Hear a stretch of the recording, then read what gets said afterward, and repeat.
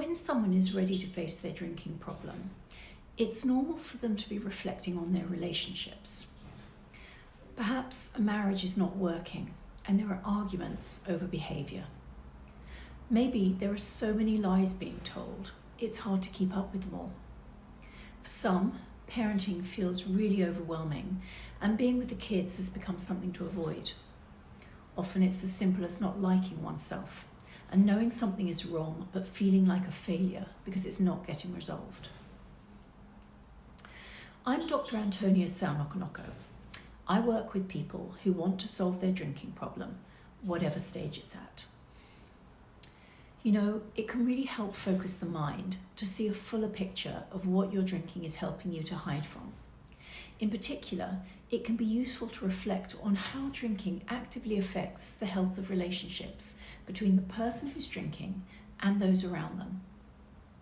So I've made this video to offer you a different perspective on your drinking and perhaps motivate you to start finding help to change things for the better. First up, let me give you a simple definition of alcoholism. Whether you identify your drinking with alcoholism, lack of control, drinking too much, or problematic drinking, you may be able to identify with this: continuing to drink alcohol regardless of the consequences. This implies both a lack of control over picking up a drink in the first place and a slow creep towards prioritizing a drink over everything else of importance in your life. So to help you decide whether it's time to seek help for your drinking, it's worth getting a little clarity around what may be going on, not just for you, but for those you love, those you care about, those you work with, and those with whom you socialize. Without doubt, the person suffering most with out-of-control drinking is the drinker themselves. Problem drinking is linked to all sorts of mental and physical health problems and premature death, as well as life problems of all sorts: hospitalizations, trips to rehabs and detoxes, accidents, prison sentences, and suicides. It wrecks your relationship with yourself. But at the same time, it can also be true to say that the last person to know the full impact of alcoholism is the very person whose drinking has overtaken them. If you're thinking that alcohol is a problem for you, you may be unaware of how your drinking is impacting those around you, because the drinking itself makes it possible to ignore, block out, or never encounter the reality of what's really going on. Alcoholism has one aim: to get you isolated and drinking. This is because it's a behavior aimed at survival.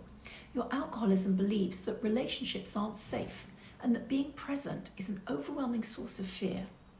This is why anyone whose drinking has gotten out of control tends to find themselves in difficulty with the people they're in relationships with. This applies to partners, family, children, work colleagues, and friends. This is where we need to start thinking about what those around you are experiencing when you drink. If your drinking reflects an urge to be away from relationships, then the other people in your life are having to face you pulling away from them in many different ways. Try putting yourself in the place of your work colleagues. You don't have to tell them you've been drinking before or at work. They can tell. They can tell by your appearance, the way you move, the way you smell, the sound of your voice. They have to cover for you when you don't turn up or miss a flight or a meeting. They get annoyed if your work isn't delivered on time. And they certainly don't believe your ever more elaborate excuses for your absences, mistakes, or inappropriate behaviour. How about your children? They know the difference between sober mum and drunk mum. They're learning to grow wary of dad's personality change when he's had a few after work or at a party. Are they getting embarrassed to have their friends round? Do they feel responsible for making you feel better about yourself? Do they have to cook for themselves, get themselves to school activities, or make excuses when you're not able to take care of them because you're drunk or hungover? Are they growing watchful around the alcohol in the house? Are they witness to the sights or sounds of the arguments between yourself and your partner? Do they ask you to drink less? Are your friends starting to make comments about your drinking? Have they been shocked by the things you've said or done when drunk? Have they noticed that you don't recall what you did the night before? Are you starting to only socialise with people who drink like you? And are you seeing less of the friends who don't drink to excess? And what about your partner? Have they begun to ask you to drink less or stop altogether? Are you arguing more about what you say or do when you've been drinking? Have you cheated on them when drunk only to regret it when you sober up? And have you been found out? The thing is, you may not be fully aware of it, but your drinking will be pulling you apart from the people who are important to you. And those people will know it and feel it with or without any explicit conversations with you. There's no hiding problematic drinking. It shows itself in many obvious and subtle ways. So if you'd like to mend your existing relationships and build satisfying new ones, there needs to be a change around your drinking. I need to emphasize here that problematic drinking fits a pattern. It follows a trajectory and a template that's easily identifiable once you know what it looks like. On the other hand, each problematic drinker is a unique and valuable person. You may have a problem with drinking, but you're still a special person with a unique set of experiences, values, beliefs, and ambitions, as well as a unique set of gifts to offer the world. Problem drinking doesn't imply there's something fundamentally wrong with you. Alcoholism isn't you, it's kind of an add-on. It's like a disease such as cancer or type 1 diabetes. Sure, it's situated in your body, but it's just something you carry around and have to take care of. It's not a reflection of or true to a deeper sense of who you are.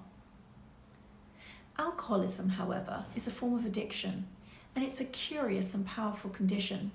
It's rooted in the survival system of the brain, and because it's hiding in the brain of each problem drinker, it's experienced as a part of oneself, as part of the uniqueness of each person. It seems to talk in your voice, share your values, hopes, and ambitions. It feels as though it's on your side, shares your logic and perspective, and when things are tough, although its voice may sound critical at times, it's as if it's only trying to make you into a better person or help you feel better. And problem drinking can emerge as a thinking pattern and set of behaviours in any kind of person living any type of lifestyle. It's no respecter of background or achievement. It doesn't distinguish by religion, skin colour, nationality, economic status, gender, academic attainment, employment sector, or any other factor. It can affect anyone, anywhere. Most frustratingly, you may be performing reasonably well in some areas of your life, but getting nowhere solving your challenges with drinking. But your relationships will inevitably be weakened by alcoholism, because as I said earlier, it wants you isolated and drunk. So separating out the alcoholism from the person can free you up to strengthen and enjoy all your relationships again. It takes time and some effort, but those who go for it get to feel the deep joy of connection with others that their drinking has robbed them of. It's a truly priceless experience. If you want to heal and improve your relationships, and you're ready to challenge your drinking behaviour, please get in touch and let's start talking about how it's done.